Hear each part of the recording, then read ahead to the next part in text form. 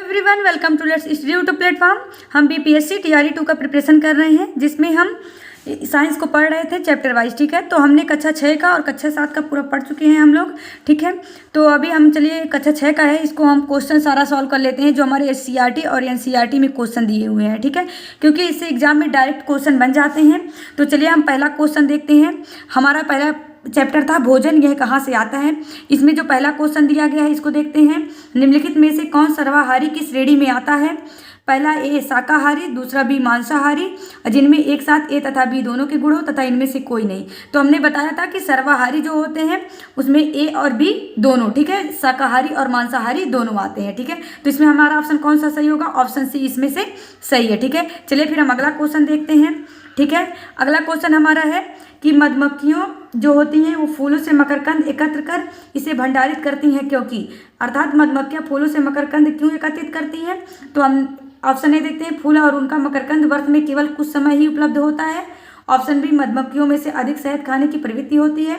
Option C, इनमें आलस्य की प्रवृत्ति होती है और ऐसा करने से उन्हें खाने का भंडार एकत्र करने के बाद काम नहीं करना पड़ता है। ठीक है, ऑप्शन डी है उपयुक्त सभी। तो इसमें से हमारा कौन सा सही होगा, फूल और उनका मकरकंद वर्ष में केवल कुछ समय ही उपलब्ध होता है। ठीक है, ये हमारा ऑप्शन ये इसमें से सही होगा। ठीक है, फिर यहाँ से हमारा आ गया भोजन के घटक चैप्टर नंबर 2।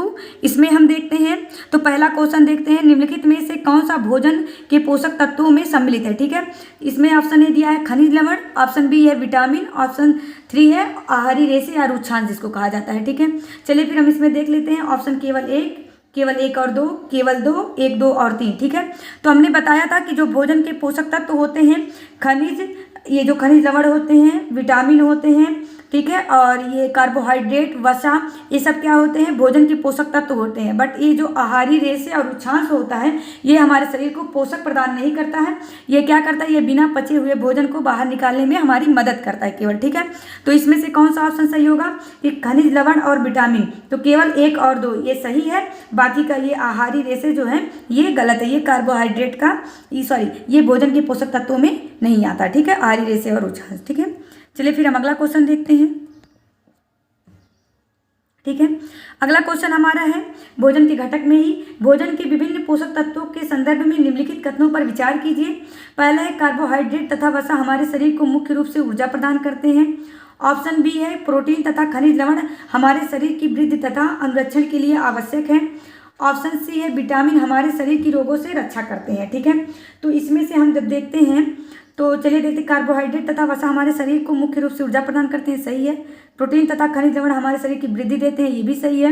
विटामिन सी हमारे शरीर को रोगों से रक्षा करने में मदद करता है, ये भी सही है। ठीक है, तो इसमें ऑप्शन डी सही होगा, 1, 2 और 3 तीनों सही है। ठीक है, चलिए फिर हम अगला क्वेश्चन देखते हैं। ठीक है, अगला क्वेश्चन यहाँ पे है कार्बोहाइड्रेट के विभिन्न प्रकारों के संदर्भ में निम्नलिखित पर विचार कीजिए। ठीक है, ऑप्शन ए है अमीनो अम्ल, ऑप्शन बी है मंड, ऑप्शन 3 है शर्करा। ठीक है, इसमें से क्वेश्चन क्या दिया है, उपयुक्त में से कौन सा कार्बोहाइड्रेट का प्रकार नहीं है। ठीक है, तो यहाँ पे क्या दिया है, नहीं है, तो हमको ये निकालना है कौन सा नहीं है। तो मंड और शर्करा जो होता है ये क्या होता है, कार्बोहाइड्रेट के प्रकार होते हैं। ठीक है, तो इसमें से कौन सा सही होगा, ऑप्शन देख लीजिए 2 और 3, तो केवल सी, ये जो सी वाला ऑप्शन ए सही होगा। ऑप्शन 2 और 3 सही है। क्या, मंड और शर्करा कार्बोहाइड्रेट के प्रकार है, अमीनो अम्ल जो होता है ये कार्बोहाइड्रेट का प्रकार नहीं होता है। ठीक है, इसको हम लोग पढ़े थे अच्छे से, क्योंकि जो अमीनो अम्ल होता है ये प्रोटीन का प्रकार होता है। ठीक है, यहाँ से हमको समझ में आ गया। चलिए हम अगला क्वेश्चन देखते हैं। ठीक है, वसा भोजन का एक महत्वपूर्ण घटक है, वसा के संदर्भ में निम्नलिखित में से कथनों पर विचार कीजिए। ठीक है, भोजन में वसा की मात्रा अत्यधिक मोटापे का कारण बनती है। ऑप्शन बी, वसा शरीर को ऊर्जा प्रदान करता है। ऑप्शन 3, वसा की तुलना में कार्बोहाइड्रेट की समान मात्रा में हमें अधिक ऊर्जा प्राप्त होता है। ठीक है, और इसमें उपयुक्त कथनों में से कौन सा सही है या नहीं है। ठीक है, इसको तो चलिए ऑप्शन ए देखते हैं हम क्या है, भोजन में वसा की मात्रा अत्यधिक मोटापे का कारण बनती है। ठीक है, तो ऑप्शन ए सही है, वसा शरीर को ऊर्जा प्रदान करता है, ये भी सही है। वसा की तुलना में कार्बोहाइड्रेट की समान मात्रा में हमें अधिक ऊर्जा प्राप्त होती है, तो वसा की तुलना में कार्बोहाइड्रेट की समान मात्रा में हमें अधिक ऊर्जा प्राप्त होती है, तो ये गलत है, ठीक है। क्योंकि जो वसा होता है ये क्या होता है, अत्यधिक ऊर्जा वाला होता है, ठीक है। अर्थात इसमें अगर थोड़ा सा लेते तो इसमें अत्यधिक ऊर्जा प्राप्त होती है, तो ये वाला ऑप्शन गलत है। बाकी का तो इसमें कौन सा हो जाएगा, ऑप्शन केवल 1 और 2 इसमें सही है। भोजन में वसा की मात्रा अत्यधिक मोटापे का कारण बनती है। ऑप्शन 2 वसा शरीर को ऊर्जा प्रदान करती है, ठीक है। तो इसमें से ये सही है, ठीक है। चलिए हम अगला क्वेश्चन देखते हैं, ठीक है। हमारा क्वेश्चन नंबर 5 है, भोजन के घटक में पोषक तत्वों के अलावा जल भी भोजन का हिस्सा होता है। इस रूप में जल के संदर्भ में निम्नलिखित कथनों पर विचार कीजिए, ठीक है। कुछ सीमा तक शरीर के लिए आवश्यक जल की पूर्ति खाद्य पदार्थों में उपस्थित जल से हो जाती है। Option A. ऑप्शन 2 है दिया गया है, जल भोजन में उपस्थित पोषकों को अवशेषित करने पर मूत्र तथा पसीने के रूप में अपशिष्ट पदार्थों को शरीर से बाहर निकालने में सहायता करता है। इसमें हम देखते हैं कि कौन सा ऑप्शन सही है। इसमें हम देखते हैं तो 1 और 2 दोनों सही है, ठीक है। क्योंकि कुछ सीमा तक शरीर के लिए आवश्यक जल की पूर्ति हमें खाद्य पदार्थों से तो हो ही जाती है, और जल भोजन में उपस्थित पोषकों को अवशेषित करने और मूत्र तथा पसीना के रूप में अपशिष्ट पदार्थों को शरीर से बाहर निकालने में हमारी सहायता करता है, ठीक है। तो यहाँ पे कौन सा सही है, सी के 1 और 2 दोनों, ठीक है। चलिए अगला प्रश्न हम देखते हैं, निम्नलिखित में से कौन सा एक असत्य है, ठीक है। विटामिन ए त्वचा और आंखों को स्वस्थ रखता है, तो ये तो सत्य है, ठीक है। विटामिन B1 घाव भरने में सहायता करता है, तो ये गलत है, ठीक है। विटामिन सी रोगों से लड़ने में सहायता करता है, ये सही है। विटामिन डी हमारी अस्थियों और दांतों के लिए कैल्शियम का उपयोग करने में हमारे शरीर की सहायता करता है, ठीक है। तो ये भी सही है। तो इसमें से कौन सा असत्य है, तो विटामिन B1 घाव भरने में सहायक होती है, ये क्या है, असत्य है, ठीक है। चलिए फिर हम अगला क्वेश्चन देखते हैं, ठीक है। अगला क्वेश्चन हमारा दिया गया है, निम्नलिखित युग्मों पर विचार कीजिए, खनिज अभावजन्य रोग कौन से होते हैं, ठीक है। कैल्शियम जिसके कारण अस्थिक्षय होता है, आयोडीन जिसके घेगा जो होता है गायटर रोग, लौह दंत क्षय, इसको हम देखते थे। उपयुक्त युग्मों में से कौन सा युग्म सुमेलित है, ठीक है। इसको अगर हम देखते हैं तो कैल्शियम अस्थिक्षय, ये हमारा क्या, कैल्शियम और आयोडीन ये दोनों हमारे क्या होते हैं, खनिज लवण होते हैं। तो खनिज के अभाव में जो हमको रोग होता है इसको हम देखते हैं, तो कैल्शियम अस्थिक्षय नामक रोग और आयोडीन की कमी से घेगा नामक रोग जिसको गायटर कहा जाता है, ये दोनों खनिज अभावजन्य रोग हैं, ठीक है। लौह के कारण दंत क्षय तो नहीं होता है, तो ये गलत है, ठीक है। तो हमारा कौन सा ऑप्शन सही होगा, कैल्शियम और आयोडीन, 1 और 2 हमारा सही है, तो केवल 1 और 2, ठीक है। चलिए फिर हम अगला क्वेश्चन देखते हैं यहाँ से, मानव शरीर में धीमी वृद्धि निम्नलिखित में से किस कमी के कारण होती है, विटामिन, प्रोटीन, वसा, उपरोक्त में से कोई नहीं, ठीक है। तो इसको हम देखते हैं, तो इसमें से हमारा कौन सा ऑप्शन सही होगा, आप लोग सोचिए कौन सा सही होगा। तो मानव शरीर में धीमी वृद्धि अगर हो रही है तो किसकी कमी से, प्रोटीन की कमी से, ठीक है। ऑप्शन इसमें क्या हो जाएगा, 8 का क्या हो जाएगा, बी, ठीक है। चलिए हम आगे देखते हैं अगला क्वेश्चन, यहाँ से हमारा स्टार्ट होता है चैप्टर 3 तंतु से वस्त्र तक। इसमें अगर हम इंपॉर्टेंट क्वेश्चन देखते हैं तो पहला क्वेश्चन है, तागा जिसको धागा कहा जाता है पतले तंतुओं से मिलकर बनता है, इन तंतुओं के संदर्भ में निम्नलिखित कथनों में से कौन सा सही नहीं है। तो रुई और जूट जैसे तंतु पादपों से प्राप्त होते हैं, तो ये सही है। जूट नारियल का बाहरी आवरण होता है, तो ये गलत है। रेशम तंतु रेशम कीट के कोकून से खींचा जाता है, ये तो सही है। ऊन तथा रेशम जंतुओं से प्राप्त होते हैं, ये भी सही है, ठीक है। तो हमारा ऑप्शन इसमें से कौन सा गलत हो जाएगा, जूट नारियल का बाहरी आवरण है, ये हमारा गलत क्वेश्चन है, ठीक है। क्योंकि ये दिया है कौन सा सही नहीं है, तो हमारा ये ऑप्शन भी सही नहीं है, ठीक है।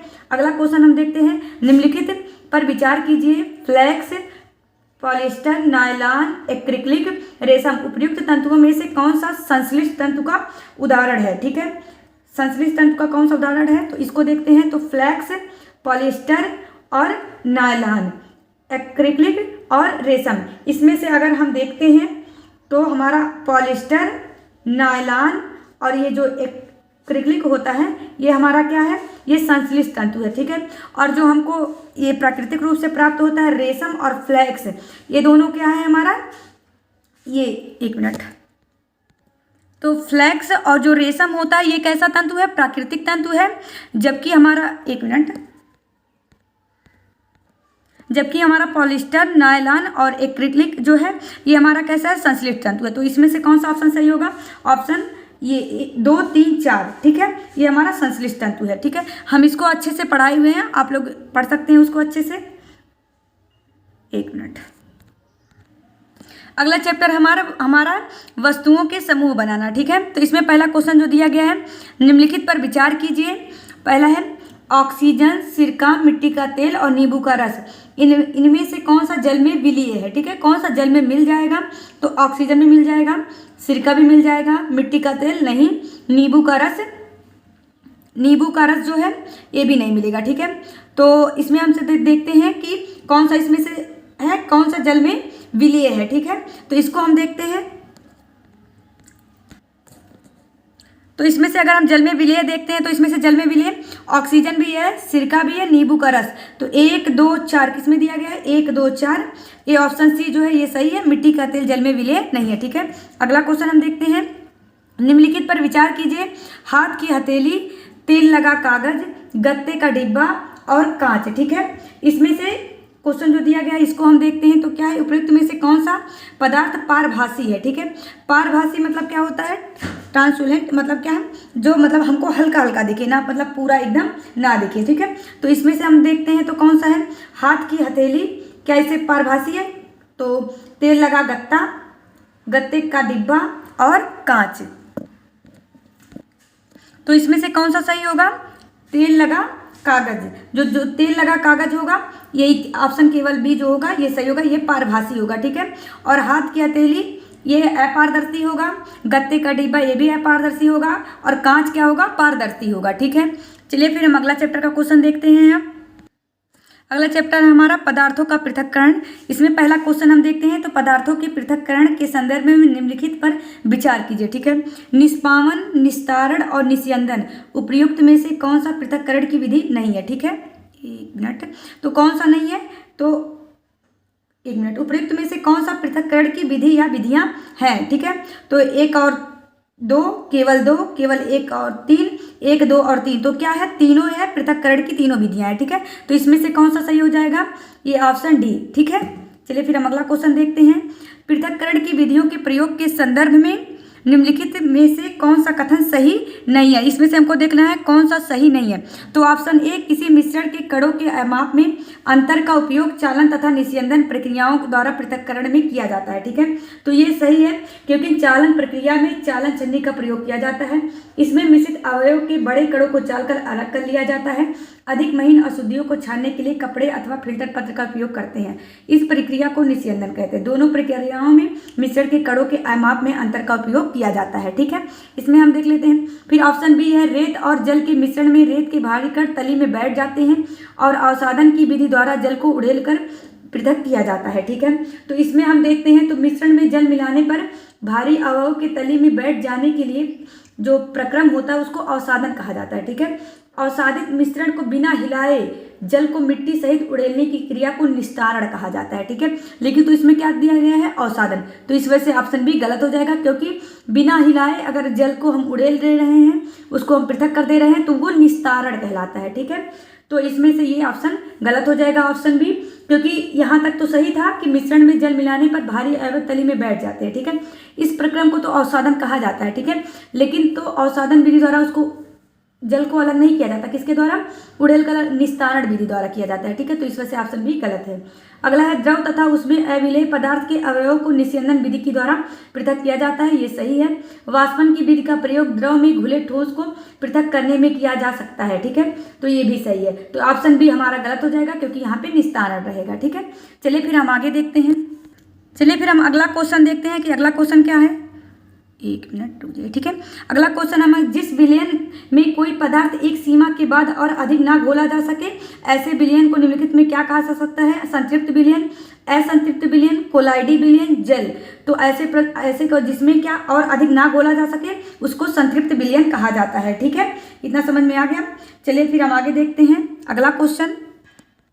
अगला क्वेश्चन हमारा, किसी पदार्थ के विलयन के गर्म करने से उसकी विलेयता पर निम्नलिखित में से क्या प्रभाव पड़ता है। ठीक है, बढ़ती है, घटती है, स्थिर रहती है, इनमें से कोई नहीं। ठीक है, तो किसी पदार्थ के विलयन को अगर हम गर्म करते हैं तो उसकी विलेयता क्या होती है, बढ़ती है। ठीक है, तो ऑप्शन ए सही है। ठीक है, अगला चैप्टर हमारा है हमारे चारों ओर के परिवर्तन। ठीक है, इसमें हम क्वेश्चन देखते हैं, तो दिया गया है, औजारों में लोहे के फलक में बने वलय में लकड़ी का हत्था लगाने के लिए फलक के वलय वाले हिस्से को गर्म किया जाता है। गर्म करने से वलय में निम्नलिखित में से क्या होता है? ठीक है, उसका आकार छोटा हो जाता है, उसका आकार बड़ा हो जाता है, उसके आकार में कोई परिवर्तन नहीं होता है, इनमें से कोई नहीं। तो इनमें से क्या सही होगा? उसका आकार बड़ा हो जाता है। ठीक है, ये ऑप्शन कौन सा सही है? ऑप्शन बी सही है। ठीक है, इसी प्रकार के परिवर्तन का उपयोग बैलगाड़ी की लकड़ी के पहिए पर लोहे की रिम को कसने के लिए भी किया जाता है। ठीक है, चलिए फिर हम अगला क्वेश्चन देखते हैं कि क्या है। ठीक है, निम्नलिखित पर विचार कीजिए। गुब्बारे का फटना, दूध का दही बनना, उसके बाद क्या है? नमक का पानी में घुलना, कुम्हार द्वारा मिट्टी के ढेर को क्या करना? बर्तन में बदलना। यह सब कैसा, इसमें क्या दिया है? उत्क्रमित परिवर्तन कौन सा? उत्क्रमित परिवर्तन किसको कहा जाता है? जो भौतिक परिवर्तन होता है उसी को उत्क्रमित परिवर्तन कहा जाता है। ठीक है, तो इसमें गुब्बारे का फटना, क्या गुब्बारा एक बार फट गया क्या पुनः हम उसको कर सकते हैं? नहीं, तो ये क्या हो जाएगा? ये एक रासायनिक परिवर्तन। ठीक है, दूध का दही बनना, ये भी एक रासायनिक परिवर्तन है। नमक का पानी में घुलना, ये कैसा परिवर्तन है? ये एक भौतिक परिवर्तन है। कुम्हार द्वारा मिट्टी के ढेर को बर्तन में बदलना, ये भी कैसा परिवर्तन है? ये एक भौतिक परिवर्तन है। ठीक है, तो इसी उत्क्रमित, उत्क्रमित मतलब कि पुनः हम उसको प्राप्त कर सके। ठीक है, तो हमारा कौन सा? केवल 3 और 4, ऑप्शन डी सही होगा। ठीक है, अगला क्वेश्चन हम चलिए देखते हैं। हमारा अगला चैप्टर है पौधों को जानिए। इसमें जो क्वेश्चन दिया गया है इसको देखते हैं। पुष्प के विभिन्न भागों में निम्नलिखित में से कौन से सम्मिलित नहीं है? ठीक है, ऑप्शन ए दिया गया है बाह्यदल पुंज, दूसरा दिया गया है पंखुड़ी, तीसरा दिया गया है पुंकेसर, चौथा दिया गया है स्त्री केसर, पांचवा दिया गया है मूलांकुर। ठीक है, तो इसमें से कौन सा शामिल नहीं है? तो ये हमने बताया था पांचवा, मूलांकुर जो होता है ये शामिल नहीं होता, तो केवल हो जाएगा ऑप्शन डी, केवल 5 शामिल नहीं है। बाकी का बाह्यदल, पंखुड़ी, अंकुड़ी, पुंकेसर, स्त्री केसर, इसको हमने बड़े अच्छे से समझाया है। आप लोग क्लास देखेंगे तो उससे आपको समझ में आ जाएगा। ठीक है, चलिए अगला क्वेश्चन हम देखते हैं। पत्तियों के संदर्भ में निम्नलिखित में से कौन सा कथन सही नहीं है? पत्ती में सिराओं का प्रतिरूप सिरा विन्यास कहलाता है। यह जालिका रूपी अथवा समांतर होता है। ठीक है, उसके बाद ऑप्शन बी दिया गया है पत्ती में पर्णविंत और फलक पाए जाते हैं। ठीक है, तो ये भी सही है। पत्तियां सूर्य के प्रकाश की उपस्थिति में ही मंड को संश्लेषित करती हैं, तो ये भी सही है। तो इसमें से ये ऑप्शन तीनों सही है। अगला हम देखते हैं क्या हुआ। पत्तियां वायुमंडल में उपस्थित जलवाष्प का कुछ हिस्सा भोजन बनाने की प्रक्रिया में ग्रहण करती हैं। ठीक है, तो इसमें से कौन सा ऑप्शन गलत है? ये ऑप्शन डी, ऑप्शन डी हमारा क्या है? गलत है। ठीक है, तो इसमें से हमारा क्या हो जाएगा? ये जो डी वाला है यही सही नहीं है, बाकी का 3 सही है। ठीक है, चलिए फिर हम आगे देखते हैं। अगला क्वेश्चन, तने 2 तरफा मार्ग का कार्य करते हैं। तनों के कार्य के संदर्भ में निम्नलिखित में से कथनों पर विचार कीजिए। ठीक है, अब इसमें देखते हैं ऑप्शन ए, तना जल एवं खनिज को पतली नलिकाओं द्वारा पत्तियों तथा पौधों के अन्य भागों तक पहुंचाता है। ठीक है, तो ये भी सही है। पत्तियों द्वारा बना भोजन तनों से होकर ही पौधे के विभिन्न भागों में संग्रहित होता है। ठीक है, तो ये भी सही है। तो इसमें हमारा क्या ऑप्शन 1 और 2 दोनों सही है, क्योंकि तना उपरोक्त दोनों कार्य संपन्न कराने में महत्वपूर्ण भूमिका निभाता है। तने अनेक प्रकार के होते हैं, ये कठोर, मुलायम व कमजोर हो सकते हैं। वृक्षों के तने कठोर होते हैं। कमजोर तने वाले पौधे सीधे खड़े नहीं हो पाते हैं और ये भूमि पर फैल जाते हैं। इन्हें विसर्पी लता भी कहते हैं। ठीक है, जबकि कुछ पौधे आरोही लता होते हैं। तो इस सबको हम अच्छे से समझाए हुए हैं, आप लोग पढ़ेंगे तो आप लोग को समझ में आ जाएगा। चलिए फिर हम अगला क्वेश्चन देखते हैं। अगला क्वेश्चन हमारा क्या है, इसको देखते हैं। तो जड़ों के संदर्भ में निम्नलिखित कथनों पर विचार कीजिए। जड़ें मिट्टी से जल और खनिज पदार्थों का अवशोषण करती हैं तथा पौधों के मिट्टी से दृढ़ता से जमाए रखती हैं, तो ये भी सही है। ठीक है, फिर दूसरा क्वेश्चन हमारा क्या है? दूसरा ऑप्शन, जालिका रूपी सिरा विन्यास युक्त पत्तियों वाले पौधों की जड़ें रेशेदार होती हैं, जबकि समांतर सिरा विन्यास युक्त पत्तियों वाले पौधों की जड़ें मूसला जड़ें होती हैं। ठीक है, तो ये जैसे हम इसमें पढ़ें तो जो हमारा कथन 1 है वो तो सही है, जबकि कथन 2 गलत है। जड़ें मुख्यतः 2 प्रकार की होती हैं, मूसला जड़ एवं रेशेदार जड़, जिसको रेशेदार जड़ को क्या कहा जाता है? झगड़ा जड़ कहा जाता है। ठीक है, जालिका रूपी सिरा विन्यास युक्त पत्तियों वाले पौधों की जड़ें मूसला जड़ी होती हैं। ठीक है, तो यहाँ पे क्या दिया है? जालिका रूपी सिरा विन्यास युक्त पत्तियों वाले जड़ों की जड़ें रेशेदार होती हैं। ठीक है, तो अभी यहाँ पे हमारा क्या हो गया कि जो जालिका रूपी सिरा विन्यास युक्त पत्तियां होती हैं उनकी जड़ें क्या होती हैं? मूसला जड़ होती हैं, जबकि समांतर सिरा विन्यास युक्त पत्तियों वाले पौधे की जड़ें रेशेदार होती हैं। ठीक है, तो यहाँ पे उल्टा दे दिया गया है, इसी से हमारा ऑप्शन भी गलत है। ठीक है, और ऑप्शन ए सही है। तो इसमें से कौन सही है? केवल 1 सही है, बाकी का 2 वाला गलत है। ठीक है, अगला क्वेश्चन हम देखते हैं। तो निम्नलिखित में से कौन सा एक जड़ नहीं है, ठीक है। गाजर, मूली, आलू, शलजम।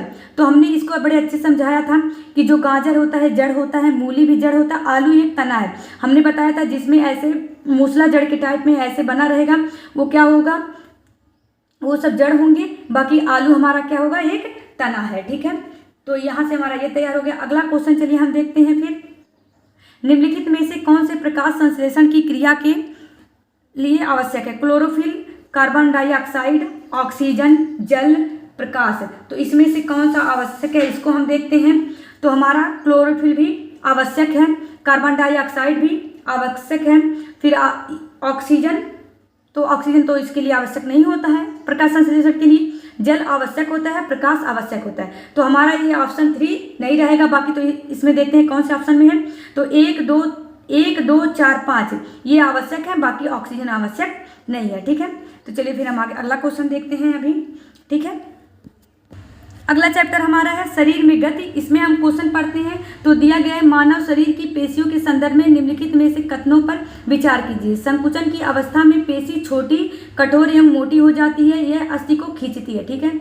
ऑप्शन बी दिया गया है पेशियों के जोड़ के एक साथ सिकुड़ने एवं फैलने से अस्थियां गति करती हैं, ठीक है। इसमें क्या है, हमारा कथन एक सही है परंतु कथन 2 गलत है, क्योंकि पेशी केवल खींच सकती है, वह धक्का नहीं दे सकती है। पेशियों के जोड़े के एकांतर क्रम में सिकुड़ने एवं फैलने से अस्थियां गति करती हैं, ना कि एक साथ सिकुड़ने व फैलने से, ठीक है। किसी अस्थि को गति प्रदान करने के लिए 2 पेशियों को संयुक्त रूप से कार्य करना होता है। जब 2 पेशियों में से कोई एक सिकुड़ती है तथा उसी अस्थि मतलब उसी दिशा में अगर खिंच जाती है तो युगल की दूसरी पेशी शिथिल या फिर लंबाई में बढ़कर पतली हो जाती है और अपनी अवस्था में आ जाती है, ठीक है। अस्थि को विपरीत दिशा में गति करने के लिए अब शिथिल पेशी सिकुड़कर अस्थि को अपनी पूर्व स्थिति में खींचती है, जबकि पहले पेशी क्या हो जाती है, अब शिथिल हो जाती है। तो हमारा यहाँ से हमको क्या समझ में आया कि पेशियों के जोड़े के एक साथ सिकुड़ने एवं फैलने से अस्थियां गति करती हैं। तो ये हमारा ऑप्शन बी गलत है। इसमें से हमारा कौन सा सही है, संकुचन की अवस्था में पेशी छोटी, कठोर एवं मोटी हो जाती है, अस्थि को खींचती है, ठीक है। चलिए फिर हम अगला क्वेश्चन देखते हैं, ठीक है। केचुए की शरीर रचना व उपयोगिता के संदर्भ में क्वेश्चन दिया गया है। इसमें से कौन सा कथन सही नहीं है इसको हमको देखना है। तो देखते हैं, केचुए का मेरुदंड लंबा तथा शरीर की पेशियां क्षीण एवं असंख्य होती हैं, ठीक है। उसके बाद फिर देखते हैं, केचुए में गति शरीर की पेशियों की बारी बारी से विस्तारण एवं संकुचन से होती हैं। फिर शरीर की सतह पर सूख बाल जैसी आकृति केचुए को भूमि पर पकड़ बनाने में सहायता करती है। केचुए मिट्टी को उपजाऊ बनाने में सहायक होते हैं, ठीक है। तो हम ये देखते हैं केचुए के बारे में अगर देखते हैं तो केचुए के शरीर में कोई अस्थि नहीं होती है परंतु इनमें पेशियां होती हैं, ठीक है। अब यहाँ से हमको क्या समझ में आया कि केचुए के शरीर में अस्थियां नहीं होती हैं परंतु इनकी पेशियां होती हैं, ठीक है। ये पेशियां इनके शरीर के घटने, संकुचन या फिर बढ़ने, विस्तारण करने में सहायता करती हैं। पेशियों के संकुचन और विस्तारण की प्रक्रिया से ही केचुआ गति करती है। अतः हमारा क्या है, जो कथन 1 है ये हमारा गलत है। बाकी का कथन B, C, D, ये B, C, D तीनों सही है, बाकी कथन 1 क्या है, गलत है, ठीक है। चलिए फिर हम आगे देखते हैं अगला क्वेश्चन, ठीक है। अगला क्वेश्चन हमारा क्या है, केचुए के श्वसन के संदर्भ में निम्नलिखित में से कौन सा कथन सही है, ठीक है। तो इसमें से अगर हम देखें, केचुए नासिका ग्रंथियों द्वारा श्वसन करते हैं, केचुए त्वचा द्वारा श्वसन करते हैं, केचुए मुख द्वारा श्वसन करते हैं, उपर्युक्त में से कोई नहीं, ठीक है। तो इसमें से हमारा कौन सा सही होगा, ऑप्शन बी सही होगा, केचुए त्वचा द्वारा श्वसन करते हैं, ठीक है। ये हमको समझ में आ गया। चलिए हम अगला प्रश्न अब देखते हैं, ठीक है। अगला प्रश्न हमारा है, निम्नलिखित कथनों पर विचार कीजिए। घोघे का कवच इसका बाह्य कंकाल कहलाता है परंतु यह अस्थियों का नहीं बना होता है, ठीक है। ऑप्शन ए है। ऑप्शन बी अगर हम देखें तो घोघे के पेशी पात चलने में उसकी सहायता करते हैं, ठीक है। और ऑप्शन 3 हमारा दिया यह कि कवच घोघे के वजन को संतुलित करता है, इससे भी उसे चलने में सहायता मिलती है, ठीक है।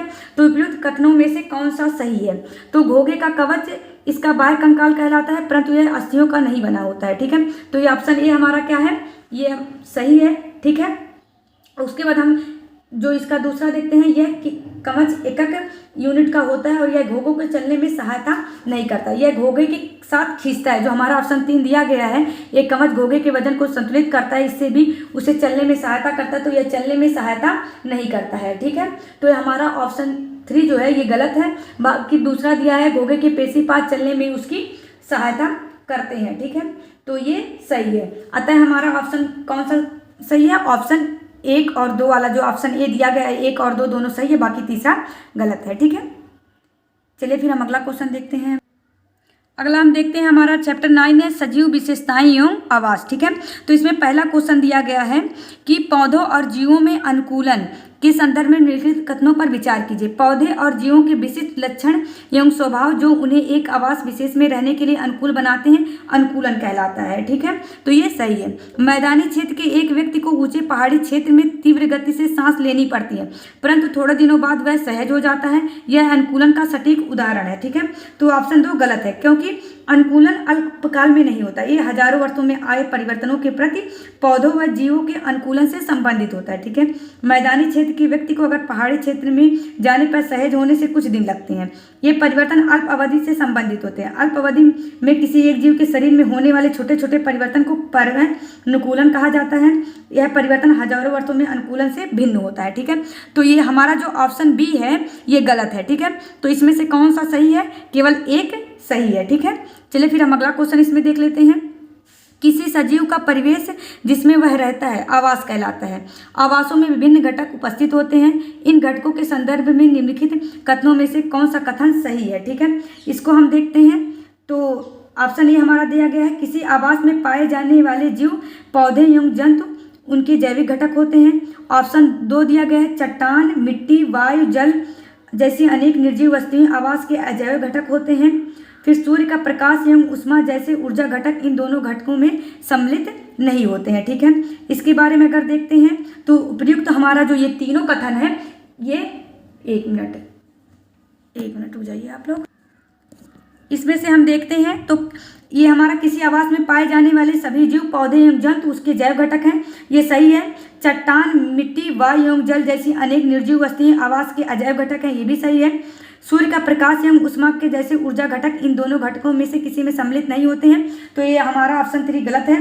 क्योंकि अगर इसके बारे में अगर हम देखें तो क्योंकि जो सूर्य होता है, सूर्य का प्रकाश एवं उष्मा भी परिवेश या आवास के अजैव घटक है। इन्हें कभी कभी ऊर्जा के घटक के रूप में वर्गीकृत किया जाता है। ठीक है, तो इस वजह से हमारा ऑप्शन 3 गलत है। बाकी का ये 1 और 2, केवल 1 और 2 सही है। ठीक है, चलिए फिर हम इसमें अगला क्वेश्चन देख लेते हैं। एक मिनट। ऊंट मरुस्थलीय परिस्थितियों के लिए अनुकूलित होता है, उसके अनुकूलन के संदर्भ में निम्नलिखित कथनों पर विचार कीजिए। हमारा ऑप्शन 1 है कि उसके पैर लंबे होते हैं जिससे उसका शरीर रेत की गर्मी से दूर रहता है। ठीक है, तो ये भी सही है। उसके मूत्रोत्सर्जन की मात्रा बहुत कम होती है तथा मल शुष्क होता है, ये भी सही है। उसको पसीना नहीं आता है, तो ये भी सही है। तो उपरोक्त कथनों में से कौन सा कथन सही है? तो इसमें से ऑप्शन ये तीनों सही है, 1, 2, 3 तीनों सही है। ठीक है, चलिए फिर हम अगला क्वेश्चन इसमें से देख लेते हैं। निम्नलिखित पर विचार कीजिए। मछली, स्क्विड्स, ऑक्टोपस। ठीक है, इसमें से पूछिए उपयुक्त में से किसका शरीर धारा रेखी नहीं होता है? ठीक है, तो मछली का शरीर क्या होता है? धारा रेखी होता है। ठीक है, 1 मिनट। तो मछली के बारे में हम देखते हैं। तो मछली क्या होता है? मछली का शरीर धारा रेखी होता है। ये मछली को पानी में गति करने में सहायक होता है। मछली का शरीर चिकने सल्कों से ढका होता है। ये सल्क मछली को सुरक्षा प्रदान करते हैं। ठीक है, लेकिन तो और भी बहुत सारे समुद्री जंतुओं का शरीर भी धारा रेखी होता है, परंतु स्क्विड एवं ऑक्टोपस जैसे समुद्री जंतुओं का शरीर आमतौर पर धारा रेखी नहीं होता है। जब वे जल में चलते हैं तो अपने शरीर को धारा रेखी बना लेते हैं। ठीक है, तो ये रहता नहीं है। तो स्क्विड और ऑक्टोपस में नहीं रहता। बाकी मछली का शरीर कैसा होता है? धारा रेखी होता है। तो इसमें स्क्विड और ऑक्टोपस, तो इनमें से धारा रेखी नहीं होता, तो केवल 1 और 2 का धारा रेखी नहीं होता है। ठीक है, सॉरी 2 और 3 का नहीं होता, बाकी 1 का होता है। ठीक है, चलिए हम इसमें अगला प्रश्न देखते हैं। अगला प्रश्न क्या है हमारा? निम्नलिखित पर विचार कीजिए। ऑक्टोपस, व्हेल, डॉल्फिन उपयुक्त में से किनमें श्वसन के लिए गिल या क्लोम नहीं होते हैं? ठीक है, तो अगर इसमें हम देखते हैं तो ऑक्टोपस के जल में श्वसन के लिए ग्लिम या क्लोम होते हैं। गिल स्क्विड और मछलियों में भी होते हैं, परंतु डॉल्फिन एवं व्हेल जैसी, तो हमारा क्या हो जाएगा? डॉल्फिन और व्हेल इन दोनों में क्या नहीं पाया जाता? गिल नहीं होते। तो हमारा कौन सा ऑप्शन हो जाएगा? 2 और 3 इसमें नहीं पाए जाते, बाकी ऑक्टोपस में पाए जाते हैं। ठीक है, चलिए हम अगला क्वेश्चन अब देखते हैं। यहाँ से अगला क्वेश्चन क्या है? नागफनी के पौधे में प्रकाश संश्लेषण निम्नलिखित में से किसके भाग में होता है? ठीक है, तो ये हम देखेंगे तो पत्तों में, तने में, जड़ों में, उनमें प्रकाश संश्लेषण नहीं होता। तो हमारा ऑप्शन कौन सा हो जाएगा? तने में होता है। ठीक है, क्योंकि नागफनी एक मरुस्थलीय पौधा है। मरुस्थलीय पौधे वाष्पोत्सर्जन द्वारा जल की बहुत कम मात्रा निष्कासित करते हैं।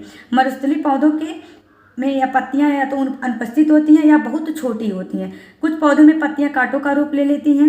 इसमें पत्ती से होने वाले वाष्पोत्सर्जन से होने वाला जल ह्रास में कमी आती है, ठीक है। इसीलिए अगर हम कहते हैं तो इसमें जो नागफनी होता है इससे तने में होता है, ठीक है, प्रकाश संश्लेषण, ठीक है। चलिए फिर हम अगला क्वेश्चन देखते हैं। यहाँ से हम क्वेश्चन पढ़ते हैं। तो दिया गया पौधों की पत्तियां श्वसन की प्रक्रिया में वायु को अंदर लेती हैं। इस प्रक्रिया के अगले चरण में पत्तियां निम्नलिखित में से क्या करती हैं? ऑप्शन ए, कार्बन डाइऑक्साइड का उपयोग करती हैं तथा ऑक्सीजन वायु से निष्कासित करती हैं। ऑक्सीजन का उपयोग करती हैं तथा कार्बन डाइऑक्साइड वायु में निष्कासित करती हैं। ऑक्सीजन व कार्बन डाइऑक्साइड दोनों का उपयोग करती हैं।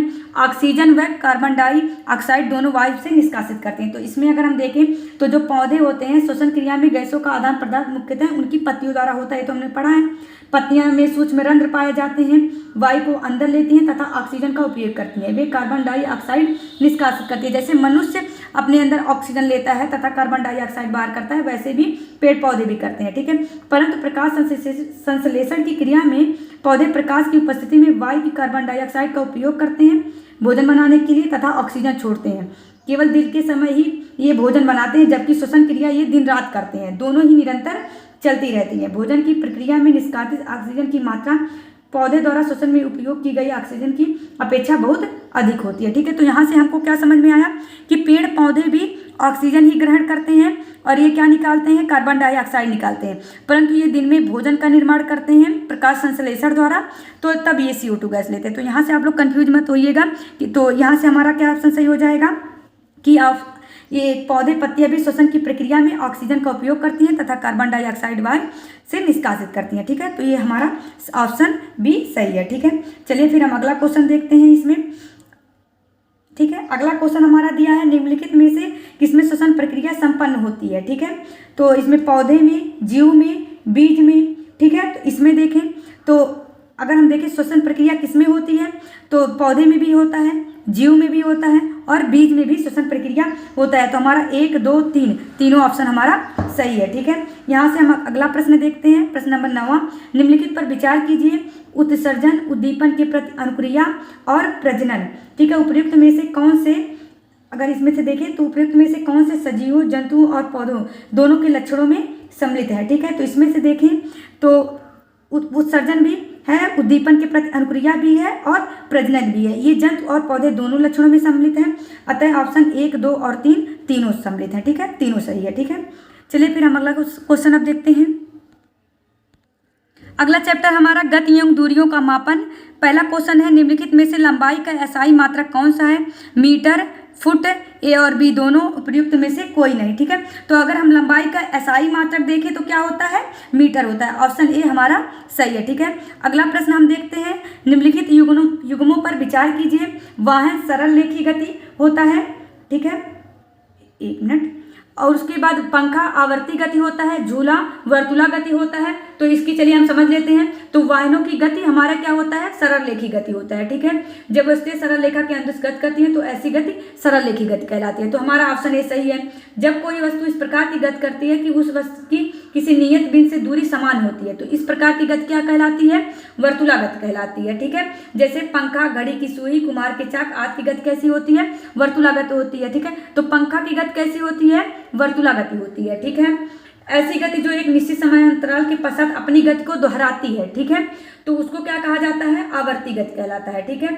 पार्कों में लगे सामान्य झूले, घड़ी के पेंडुलम, गिटार के तार, ढोलक के पृष्ठ आदि की आवर्ती गति होती है, ठीक है।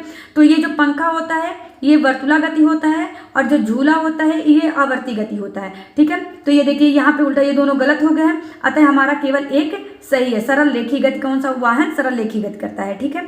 इतना समझ में आ गया। अगला क्वेश्चन हम देखते हैं, 1 मिनट। अगला चैप्टर हमारा है प्रकाश, छायाएं एवं परावर्तन, ठीक है। तो इसमें से जो क्वेश्चन दिया गया है, निम्नलिखित पर विचार कीजिए। अपवर्तन, परावर्तन, विवर्तन, दर्पण में प्रतिबिंब के बनने के लिए उपयुक्त में से कौन सी घटना आवश्यक है? केवल 1 और 2, केवल 2, केवल 1 और 3। अगर इसमें से हम देखें तो हमारा क्या आवश्यक है? केवल 2, परावर्तन आवश्यक है, ठीक है। क्योंकि इसमें अगर व्यक्ति वस्तु को तभी देख पाता है जब प्रकाश वस्तु पर पड़ता है और फिर वस्तु से आंखों पर जाता है, तो यह क्या होता है? प्रकाश का परावर्तन। तो हमारा इसमें से कौन सा ऑप्शन सही है? केवल 1 और 2, ठीक है। हमारा केवल हमारा ये ऑप्शन 2 जो है केवल ये सही है, परावर्तन। तो दर्पण पे प्रतिबिंब बनने के लिए क्या आवश्यक है? परावर्तन आवश्यक है। तो हमारा ऑप्शन भी सही है। ठीक है, अगला क्वेश्चन हम देखते हैं कि व्यक्ति वस्तुओं को देख पाता है जब वस्तु पर प्रकाश पड़े, जब व्यक्ति की आंखों पर प्रकाश पड़े, जब प्रकाश वस्तु पर पड़े और आंखों की तरफ आए। ठीक है, इसमें अगर देखते हैं तो हमारा ये कौन सा सही होगा? जब प्रकाश वस्तु पर पड़े और फिर वहां से रिफ्लेक्ट होकर आंखों की तरफ आए तभी वह वस्तु हमको दिखाई पड़ेगी। तो इसमें से हमारा ऑप्शन सी सही हो जाएगा। ठीक है, यहाँ से हम देखते हैं चैप्टर 13 का इंपॉर्टेंट क्वेश्चन, विद्युत तथा परिपथ। तो पहला क्वेश्चन दिया गया है, निम्नलिखित कथनों पर विचार कीजिए। विद्युत सेल उसमें संचित रासायनिक पदार्थों से विद्युत उत्पन्न करता है। तो ऑप्शन ए क्या है? सही है। विद्युत सेल में एक सिरा धनात्मक तथा दूसरा ऋणात्मक होता है, ये भी सही है। विद्युत स्विच का उपयोग विद्युत धारा के प्रवाह को रोकने या प्रारंभ करने के लिए किया जाता है। ठीक है, तो ये भी सही है। ठीक है, तो हमारा 1, 2, 3 तीनों सही है। इसको समझ लेते हैं। विद्युत सेल में विद्युत उसमें संचित रासायनिक पदार्थों के कारण उत्पन्न होती है, सही है। एक सिरा इसका क्या धनात्मक जबकि दूसरा ऋणात्मक होता है, ये भी सही है। स्विच वेग क्या होता है? सरल युक्ति होता है जो विद्युत धारा के प्रवाह को रोकने या प्रारंभ करने के लिए परिपथ को तोड़ने अथवा जोड़ने का कार्य करती है। ठीक है, तो इसको विद्युत परिपथ को हम अच्छे से क्लास में पढ़े थे। तो हमारा 1, 2, 3 ऑप्शन डी सही है। ठीक है, इसमें चलिए हम अगला क्वेश्चन देखते हैं कि क्या है। ठीक है, निम्नलिखित कथनों पर विचार कीजिए। Option A thermocol, option B क्या है? वायु, ऑप्शन 3 क्या है? मानव शरीर, ऑप्शन 4 क्या है? एल्युमिनियम की पत्ती। उपयुक्त कथनों में से कौन सा विद्युत चालक का उदाहरण है? ठीक है, तो इसमें हम देखते हैं तो हमारा थर्माकोल नहीं होगा, वायु नहीं होगा, मानव शरीर क्या होगा? एक विद्युत चालक का है, एल्युमिनियम की पत्ती भी एक क्या है? विद्युत चालक। तो हमारा तीसरा और चौथा सही है। ठीक है, क्योंकि अगर हम देखते हैं जिन पदार्थों से होकर विद्युत धारा प्रवाहित हो सकती है वे विद्युत चालक कहलाते हैं। ठीक है, जिन पदार्थों से विद्युत धारा प्रवाहित नहीं होती है वे विद्युत रोधक कहलाते हैं। ये हम लोग पढ़े थे। थर्माकोल और वायु विद्युत रोधक है, जबकि एल्युमिनियम की पत्ती विद्युत चालक है और मानव शरीर भी बहुत अच्छा विद्युत चालक होता है। ठीक है, यहाँ से हमको क्या समझ में आया कि हमारा तीसरा और चौथा ऑप्शन सी तीसरा और चौथा सही है। बाकी का ये दोनों थर्माकोल और वायु विद्युत रोधक होते हैं। ठीक है, चलिए हम अगला क्वेश्चन देखते हैं। यहाँ से 1 मिनट। अगले क्वेश्चन में हम देखते हैं चैप्टर अगले का चुंबकों द्वारा मनोरंजन। इसको हम पढ़े थे, चलिए देखते हैं। मैग्नाइट एक प्राकृतिक चुंबक है, सही है। चुंबक कुछ पदार्थों को आकर्षित करता है, ऐसे पदार्थों को चुंबकीय पदार्थ कहा जाता है, ये भी हमारा सही है। फिर हमारा अगला क्वेश्चन है, दो चुंबकों के समान ध्रुव एक दूसरे को आकर्षित करते हैं जबकि असमान ध्रुवों में परस्पर प्रतिकर्षण होता है। ठीक है, तो ये हमारा ऑप्शन 3 गलत है क्योंकि 1 और 2 सही है, परंतु कथन 3 हमारा गलत है क्योंकि मैग्नाइट एक प्राकृतिक चुंबक है, इसमें लोहा उपस्थित होता है। ठीक है, चुंबक लोहा, निकिल, कोबाल्ट जैसे कुछ पदार्थों को आकर्षित करता है, ऐसे पदार्थों को चुंबकीय पदार्थ कहा जाता है। ठीक है, जो पदार्थ चुंबक के से आकर्षित नहीं होते हैं वे अचुंबकीय पदार्थ कहलाते हैं। और हमने बताया था कि प्रत्येक चुंबक के 2 ध्रुव होते हैं, उत्तरी ध्रुव तथा दक्षिणी ध्रुव। ठीक है, स्वतंत्रता पूर्वक लटकाने पर चुंबक सदैव उत्तर दक्षिण दिशा में ही आकर रुकता है। 2 चुंबकों के असमान ध्रुव एक दूसरे को आकर्षित करते हैं जबकि समान ध्रुव क्या करते हैं? प्रतिकर्षण करते हैं। तो यहाँ पे उल्टा लिखा गया है, 2 चुंबकों के समान ध्रुव एक दूसरे को क्या करेंगे? आकर्षित नहीं करेंगे, प्रतिकर्षित करेंगे। अतः हमारा ऑप्शन 1 और 2 सही है, केवल 1 और 2 सही है, बाकी का तीसरा गलत है। ठीक है, चलिए फिर हम यहाँ से अगला क्वेश्चन देखते हैं।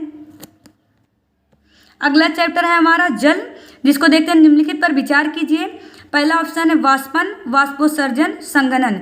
उपयुक्त में से किस कारण या फिर किसके कारण बर्फ युक्त जल से भरे गिलास की बाहरी सतह पर जल की छोटी बूंदें एकत्रित हो जाती हैं? ठीक है, वाष्पन के कारण, वाष्पोत्सर्जन के कारण, संघनन के कारण। ठीक है, तो इसमें हम देखते हैं तो हमारा कथन 1 और 2 गलत है। ठीक है, जो हमारा वाष्पन दिया गया है, वाष्पोत्सर्जन, ये दोनों गलत है क्योंकि वायु में जल वाष्पन तथा वाष्पोत्सर्जन के प्रक्रमों द्वारा प्रवेश करता है। ठीक है, प्रकृति में जल चक्र के लिए वायु में जलवाष्प का उपस्थित होना अनिवार्य है। जल को पृथ्वी के पृष्ठ पर पुनः वापस लाने में संघनन प्रक्रम महत्वपूर्ण होता है, जबकि वाष्पोत्सर्जन से जल वायु में जाता है। वायु में प्रविष्ट जो जल होता है वो जलवाष्प के रूप में होता है जिससे बादल बनते हैं। ये जल वर्षा, ओले तथा हिम के रूप में पुनः धरती पर आ जाते हैं। अंतिम चरण में ये जल नदियों, झरनों से होता हुआ पुनः महासागरों में आ जाता है। इस प्रकार जल चक्र पूर्ण होता है, इसलिए पृथ्वी पर जल की कुल मात्रा समान बनी रहती है। ठीक है, तो यहाँ से हमको क्या समझ में आया कि 1 मिनट। ठीक है। तो इसमें हम देखते हैं जलवाष्प के इसके द्रव अवस्था में परिवर्तित होने की प्रक्रिया को हम क्या कहते हैं? संघनन कहते हैं। ठीक है। बर्फ युक्त जल से भरे गिलास की बाहरी सतह पर जल की छोटी बूंदें संघनन के कारण एकत्र हो जाती हैं। वायु में जलवाष्प उपस्थित होती है। जब वायु किसी ठंडे पृष्ठ के संपर्क में आती है तो इसमें उपस्थित जलवाष्प ठंडी होकर संघनित हो जाती है, अतः क्या जल की बूंदें पृष्ठ पर दिखाई पड़ती हैं। ठीक है। तो और जो ये वाष्पन और वाष्पोत्सर्जन दिया गया है, ये दोनों जल द्रव से वाष्प अवस्था में बदलते हैं। ठीक है। तो यहाँ से हमको समझ में आ गया कि अगर एग्जाम में आ जाए कि बर्फ युक्त जल से भरे गिलास की बाहरी सतह पर जल की छोटी बूंदें एकत्रित हो जाती हैं संघनन के कारण। ठीक है। चलिए हम अगला क्वेश्चन इसमें देखते हैं। यहाँ से हमारा दूसरा क्वेश्चन देखते हैं। जल चक्र के संदर्भ में निम्नलिखित कथनों पर विचार कीजिए। वायु में जल वाष्पन तथा संघनन के प्रक्रमों द्वारा प्रवेश करता है। ठीक है। तो इसमें हमारा क्या है? कथन एक हमारा गलत है। ठीक है। क्योंकि वायु में जल वाष्पन तथा वाष्पोत्सर्जन के प्रक्रमों द्वारा प्रवेश करता है, लेकिन तो प्रकृति के जल चक्र के लिए जल वाष्प का उपस्थित होना अनिवार्य है। ठीक है। और जल को पृथ्वी के पृष्ठ पर पुनः वापस लाने में वाष्पोत्सर्जन प्रक्रम की महत्वपूर्ण भूमिका होती है, तो यह भी हमारा गलत है। वायु में प्रविष्ट जल से बादल बनने और वर्षा, ओले तथा हिम के रूप में जल पुनः धरती पर वापस आ जाता है। ठीक है। तो जो वायु में प्रविष्ट जल होता है यह बादल बनता है और फिर वर्षा होता है ओले तथा हिम के रूप में। ठीक है। और जल पुनः धरती पर आ जाता है। तो हमारा ऑप्शन 3 सही है। जल चक्र के संदर्भ में पूछा है ना, तो वायु में जल वाष्पन तथा संघनन के प्रक्रमों द्वारा प्रवेश करता है, तो ये भी गलत है। जल को पृथ्वी के पृष्ठ पर पुनः वापस लाने में वाष्पोत्सर्जन प्रक्रम की महत्वपूर्ण भूमिका होती है। तो हमको यहाँ क्या पूछा है? जल चक्र पूछा है। एक मिनट हो जाइए। देखिए यहाँ से इसको समझिए। ये जो दिया गया है, जल को पृथ्वी की पृष्ठ पर पुनः वापस लाने में वाष्पोत्सर्जन प्रक्रम की महत्वपूर्ण भूमिका होती है। तो ये वाष्पोत्सर्जन प्रक्रम की भूमिका उसको वापस लाने में नहीं होती है, इसको वापस फिर से उसमें ले जाने में होता है। ठीक है। ये समझ में आ गया। क्योंकि ये जल को पृथ्वी की पृष्ठ पर पुनः वापस लाने में, ठीक है, ये उसमें ले जाता है, बादल में बनने के लिए लेकर जाता है। ठीक है। तो ये इंपॉर्टेंट नहीं है। ठीक है। क्योंकि वाष्पोत्सर्जन के द्वारा क्या होता है? जल वायु में जाता है। ठीक है। तो यहाँ से हमको ये समझ में आ गया कि हमारा कौन सा सही है। तो हमारा ऑप्शन केवल 3 सही है, बाकी का ए और बी गलत है। ठीक है। चलिए फिर हम आगे देखते हैं अगला क्वेश्चन। वायु चारों ओर वायु। ठीक है। इसमें हम क्वेश्चन देखते हैं। वायु अनेक गैसों का मिश्रण है। इस मिश्रण के मुख्य अवयव के संदर्भ में निम्नलिखित कथनों पर विचार कीजिए। ठीक है। तो पहला है, वायु में ऑक्सीजन और नाइट्रोजन मिलकर वायु का 99% भाग बनाते हैं। शेष 1% भाग में कार्बन डाइऑक्साइड, कुछ अन्य गैसें, जलवाष्प तथा धूल के कण होते हैं। तो इसमें ऑप्शन 1 और 2 दोनों सही है। क्योंकि ऑक्सीजन जो होता है लगभग 18% पाया जाता है, नाइट्रोजन लगभग 78% पाया जाता है। तो ये दोनों मिलाकर ही 99% भाग बना लेते हैं। एक भाग में कार्बन डाइऑक्साइड, आर्गन इत्यादि और कुछ जलवाष्प होता है। ठीक है। तो हमारा इसमें ऑप्शन 1 और 2 दोनों सही है। ठीक है। चलिए फिर हम अगला चैप्टर देखते हैं। हमारा ये लास्ट चैप्टर है कक्षा 6 का। इसको देख लेते हैं। कचरा संग्रहण एवं निपटान। वर्मी कंपोस्टिंग अथवा क्रीम कंपोस्टिंग में लाल केचुओं का प्रयोग होता है। इन लाल केचुओं के संदर्भ में निम्नलिखित कथनों पर विचार कीजिए। ऑप्शन ए, लाल केचुए के दांत नहीं होते हैं, ये भोजन को गिजट की सहायता से पीसते हैं। ठीक है। उसके बाद ऑप्शन बी ये हमारा है, अंडे के छिलके अथवा समुद्री शंख या सीप की चूरा भोजन के पीसने के केचुओं की सहायता करते हैं। ठीक है। जो अंडे के छिलके अथवा समुद्री शंख होते हैं या सीप का चूरा भोजन के पीसने में केचुओं की सहायता करते हैं। तो हमारा 1 और 2 दोनों सही है। ठीक है। क्योंकि लाल केचुए की सहायता से कंपोस्ट बनाने की इस विधि को वर्मी कंपोस्टिंग अथवा कृमि कंपोस्टिंग कहा जाता है। ठीक है। लाल केचुए के दांत नहीं होते हैं, इनमें एक विशेष संरचना होती है जिसे गिजर्ड कहते हैं, जो भोजन को पीसने में इनकी सहायता करते हैं। अंडे के छिलके अथवा समुद्री शंख या सीप का चूरा आहार के साथ मिलाने पर यह भोजन को पीसने में केचुए की सहायता करता है। ठीक है। तो यहाँ से हमको क्या समझ में आया? ऑप्शन 1 और 2 दोनों सही है। ठीक है। यहाँ से हमारा क्लास 6 का पूरा जो क्वेश्चन है हमारा NCERT में दिया गया है, ये पूरा हमारा कंप्लीट होता है। आप लोग इसको अच्छे से तैयार करिए। ऐसे हम क्लास 7 का भी करा देंगे, 8 का भी करा देंगे। ठीक है। ओके।